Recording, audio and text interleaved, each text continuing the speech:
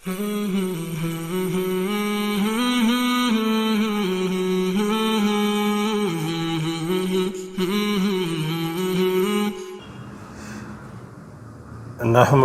نصلی علی رسولہ الکریم اما بعد فاعوذ باللہ من الشیطان الرجیم بسم اللہ الرحمن الرحیم محترم ناظرین السلام علیکم ورحمۃ اللہ وبرکاتہ۔ ہمارے آقا صلی اللہ علیہ وآلہ وسلم کا فرمان ہے کہ سلام کو عام کرو اور لوگوں کو کھانا کھلاؤ، یہ بہترین عمل ہے۔ یعنی سلام سب کو کرو، چاہے کوئی جاننے والا ہو یا نہ جاننے والا ہو، سب کو سلام کرو اور لوگوں کو کھانا کھلاؤ کہ یہ بہترین عمل ہے۔ اور ارشاد باری تعالی ہے سورہ دہر میں، اللہ تعالیٰ کا فرمان ہے سورہ دہر میں وَيُطْعِمُونَ الطَّعَامَ عَلَىٰ حُبِّهِ مِسْكِينًا وَيَتِيمًا وَأَسِيرًا انما نطعمکم لوجہ اللہ لا نرید منکم جزاء ولا شکورا، جس کا ترجمہ ہے اور باوجود یہ کہ خود ان کو طعام کی خواہش ہو اور حاجت مندوں، فقیروں، یتیموں اور قیدیوں کو کھانا کھلاتے ہیں اور کہتے ہیں خالص خدا کے لیے کھلاتے ہیں، نہ تم سے عوض کے خواستگار ہیں اور نہ الحمدللہ نحمدہ نصلی علی رسولہ الکریم اما بعد فاعوذ باللہ من الشیطان الرجیم بسم اللہ الرحمن الرحیم۔ محترم ناظرین السلام علیکم ورحمۃ اللہ وبرکاتہ۔ صفیں درست کرنا فرض ہے۔ جب آپ فرض نماز کے لیے کھڑے ہوں تو صفیں درست کرنا جو ہے وہ فرض ہے۔ سیدنا انس بن مالک رضی اللہ تعالیٰ عنہ فرماتے ہیں رسول اللہ صلی اللہ علیہ وآلہ وسلم نے فرمایا سووا صفوفکم فإن تسویۃ الصفوف من اقامۃ الصلاۃ، تم اپنی صفوں کو برابر کرو، پس تحقیق صفوں کا برابر کرنا نماز کا پورا کرنے میں سے ہے۔ مذکورہ بالا حدیث میں اقامت الصلاۃ کے الفاظ صحیح بخاری کے ہیں اور صحیح مسلم وغیرہ میں من تمام الصلاۃ نماز کے مکمل ہونے میں سے کے الفاظ ہیں۔ ان ہر دو الفاظ سے معلوم ہوا کہ صفوں کا ٹیڑھا ہونا، ان کے درمیان خلا ہونا نقصان کا موجب ہے۔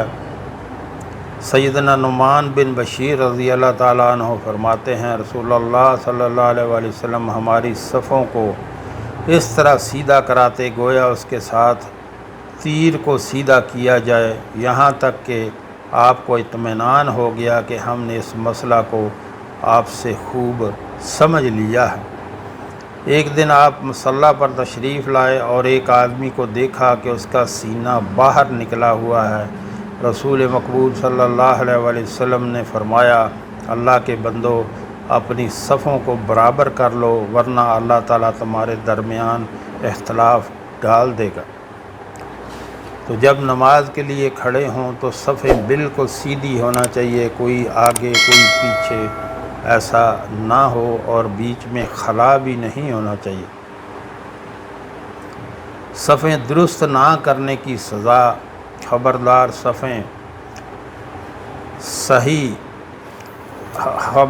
صفیں کج اور ٹیڑھی نہ ہوں کہ صفوں کا ٹیڑھا پن باہمی پھوٹ، اختلاف قلوب اور باطنی کدورت کا موجب ہے۔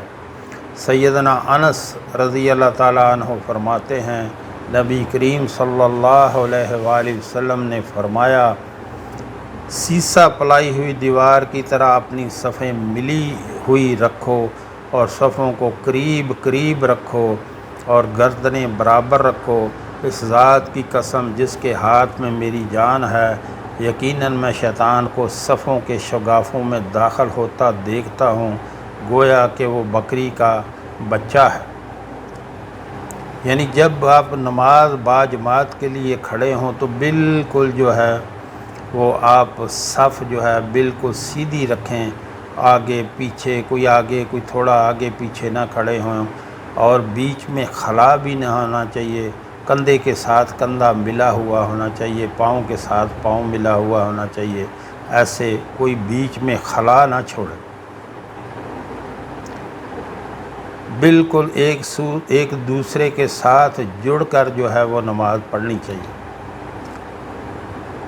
محترم ناظرین، یہاں آپ سے گزارش کرنا چاہوں گا، ہمارے ہاں دن کے ٹائم میں ایک دسترخوان چلایا جاتا ہے جو کہ فری آف کاسٹ، بلا معاوضہ کوئی بھی اس میں کھانا کھا سکتا ہے۔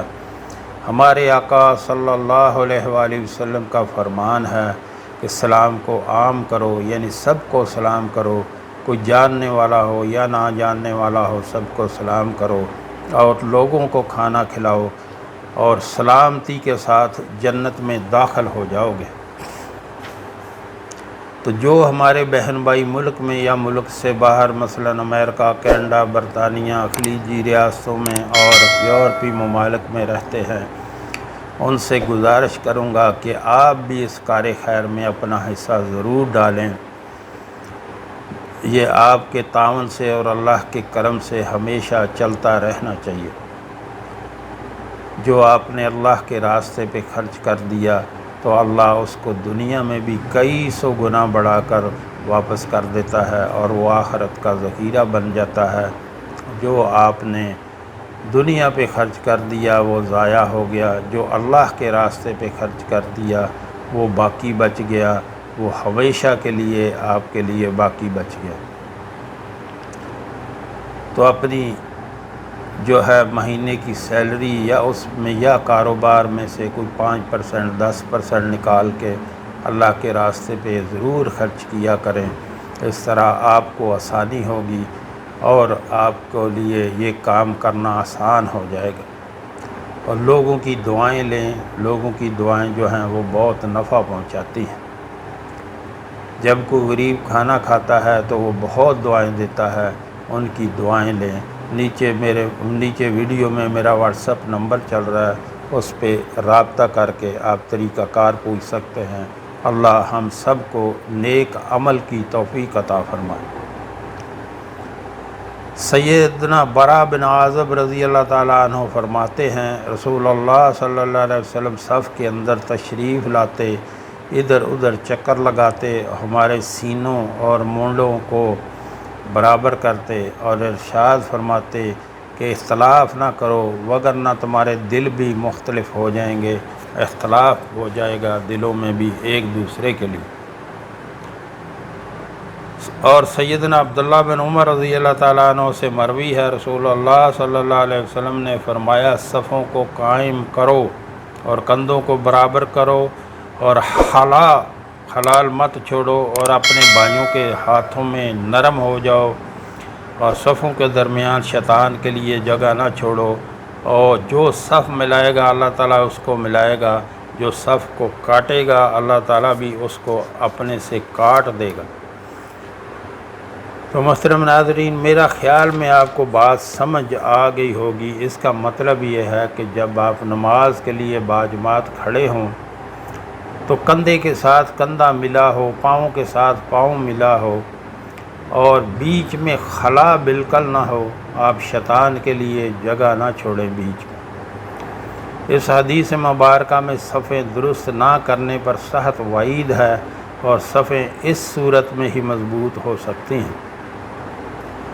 صفیں درست کرنے کا طریقہ کیا ہے؟ جب نمازی اپنے ساتھ والے نمازی کے کندھے کے ساتھ کندھا اور قدم کے ساتھ قدم اور ٹہنے سے ٹہنا ملا کر کھڑا ہو، جیسا کہ سیدنا نعمان بن بشیر رضی اللہ تعالیٰ عنہ بیان کرتے ہیں کہ میں نے دیکھا ہر آدمی اپنے ساتھ کے کندھے کے ساتھ کندھا ملایا کرتا تھا۔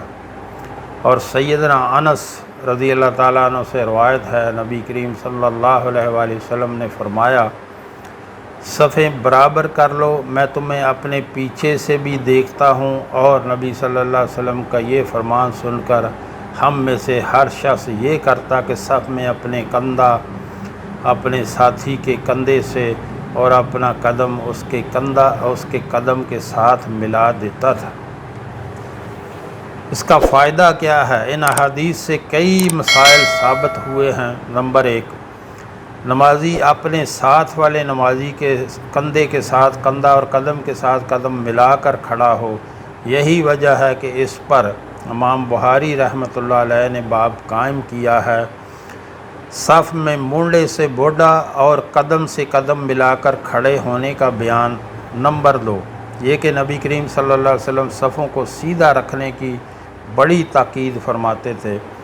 نمبر 3، تیسرا یہ کہ صفوں کے درست نہ رکھنے سے آپس میں باہمی محبت کا خاتمہ ہوتا ہے اور اختلافات شروع ہو جاتے ہیں، جس کا مظاہرہ مسلمانوں میں کیا جا سکتا ہے کہ مساجد میں مسلمانوں کا عجب حال ہے، نمازی ایک ایک فٹ دور کھڑے ہوتے ہیں اور باہمی قدم مل جانے کو بڑا خطرہ تصور کیا جاتا ہے اور اس پرہیز کے لیے خاص اہتمام کیا جاتا ہے۔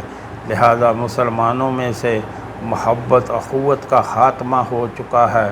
سچ ہے، اللہ تعالیٰ سے دعا ہے کہ ہم سب مسلمانوں کو دوبارہ آپس میں محبت کرنے کی توفیق عطا فرمائے۔ تو محترم ناظرین، جب بھی آپ نماز کے لیے کھڑے ہوں، باجماعت نماز کے لیے کھڑے ہوں، تو جو صفیں درست کرنا وہ بہت ضروری ہے، اور جب کھڑے ہو جائیں کوئی ایک دوسرے کے آگے یا پیچھے کھڑا نہ ہو، برابر ایک لائن میں کھڑے ہوں اور کندھے کے ساتھ کندھا لگا ہو اور جو ہے پاؤں کے ساتھ پاؤں جڑا ہو، بیچ میں خلا نہیں رکھنا چاہیے، بیچ میں خلا نہ چھوڑنا چاہیے، ورنہ اللہ دلوں میں اختلاف پیدا کر دے گا۔ ہم سب کو اس سے توبہ کرنی چاہیے اور باجماعت نماز ادا کرنے اور صفوں کو درست کرنے کا اہتمام کرنا چاہیے۔ جو ہم نے پڑھا، جو ہم نے سنا، اللہ ہمیں اس پر عمل کی توفیق عطا فرمائے۔ وآخر دعوانا